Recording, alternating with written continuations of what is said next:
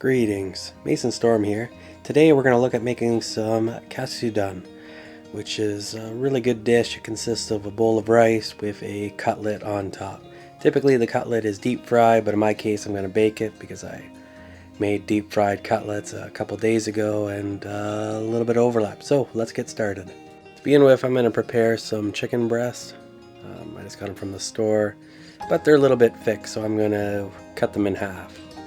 And I thought I would show how to do this before showing all the other ingredients as far as the construction goes. So hand flatly placed on the top and just kind of slide the knife in the middle across. And I was also trying to separate any kind of the little stringy pieces, like sometimes where you get like a quarter of a breast and you don't really want to have that, so just cut off any like extra chunks you can. And we get more pieces for our Katsudon. And once we have all of our chicken cut up, I'll just throw that in a bowl and then just kind of clean my area, and then I'm ready to actually start the process. To anybody who's seen my videos on making any form of breaded meat, I usually do a rub and then I do the breading. So for my rub, I got 1 tablespoon of minced onion, 1 tablespoon of minced garlic, half a teaspoon of cayenne pepper, and probably a teaspoon of black pepper.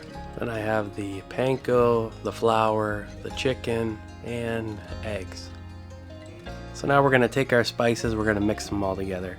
Now I selected minced garlic and minced onion, but it would probably be better to use powdered onion and powdered garlic because then they mix together a lot better and the distribution's a lot nicer and makes more for a heterogeneous rub, which is more what you want in the end anyway.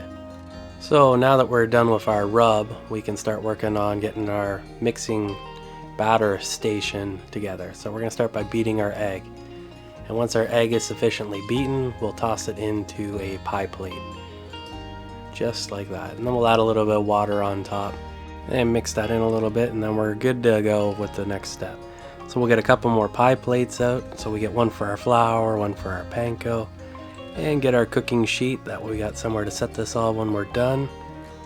And then we also need our rub plate and our chicken.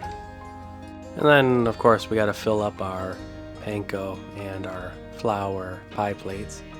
And now we're all ready to go. We're good to start our breading process. So we're going to put down some spice on our spice plate, and then put some spice on top of the chicken and kind of give it a little bit of a rub. And once that's all kind of doing its business, then we'll put it in the flour, lift it out of the flour, give it a couple taps to get rid of any excess, flip it in the egg, and then toss it in the panko. Give it a good press with the panko so it all sticks in, and then onto the cooking sheet. And now we just rinse and repeat till we go through all of our chicken.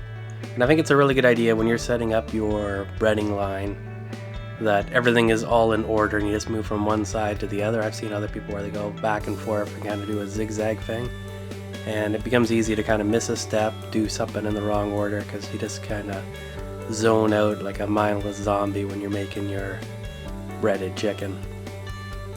And I don't know, it's pretty good. But you can also see, if you watch the spices, you can see that they're not evenly distributed, and yeah, that kind of makes some inconsistencies in the overall chicken. And I ran out of panko and that was all I had left, so that was kind of the end of that. Of course, now we just throw all this into the oven and let it cook. In the oven at 350 degrees, gonna cook it for about half an hour, or until my rice is ready, which should be around the same time. Check with a thermometer to make sure you cook it enough. Okay, I have my good rice maker out, and I'm just going to put 1 cup of rice in it and fill to the 1 cup fill line. Your rice maker may be different in its layout. This is just a zujiroshi, and as far as the rice I'm using, it is rose rice. Now all we have left to do is make the tonkatsu sauce. Now to make our tonkatsu sauce, we're going to need ketchup, brown sugar, and Worcestershire sauce. And another thing that we're supposed to have is oyster sauce, which I'm currently out of and currently live in the boonies, and it's 5 o'clock in the morning. So unfortunately that's not going to happen.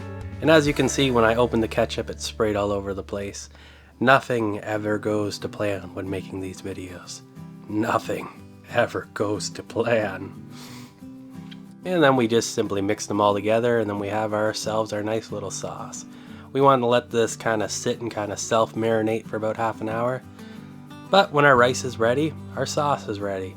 And, of course, our chicken is also ready.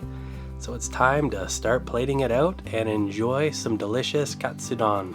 Something that would probably be a good idea would be to cut the cutlet up into little strips and then put it on top of the rice bowl, but, well, this is what I did, and it seemed to work out okay. I was able to eat it without choking, so worked out good. I was able to cut it on top of the rice, and we're all good to go with some beautiful katsudon. So let me know in the comments below if your local grocery store sells the ingredients required to make your own tonkatsu sauce, especially the oyster sauce. I don't know why mine doesn't have it.